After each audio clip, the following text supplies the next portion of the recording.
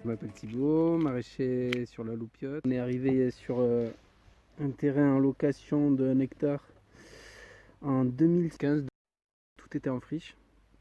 Donc on a quand même fait des petites cultures de courges si je me souviens bien. Et on a retapé le jardin, quoi. Donc c'était monter plusieurs activités autour de l'agriculture. Donc assez indépendante. Mais bon, ça c'est pas possible en France. Donc c'était ce qu'il y a un peu maintenant. Donc il y a un atelier maraîchage, un atelier plant, un atelier plantes aromatiques. Mais j'aimerais pouvoir monter une scope.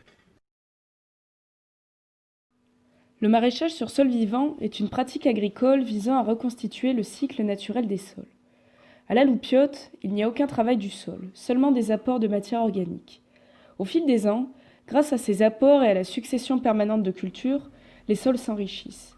La vie du sol est boostée, ce qui permet une accélération de la décomposition de la matière et une meilleure assimilation des éléments nutritifs par la plante.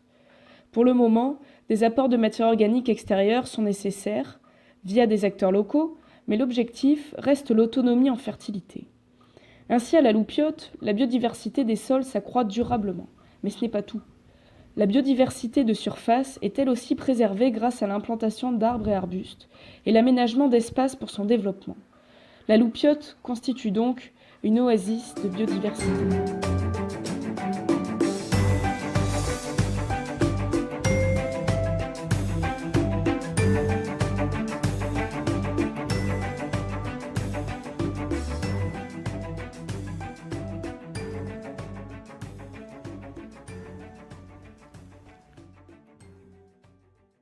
Pourquoi on doit monter en matière organique, en taux de matière organique, tout ça?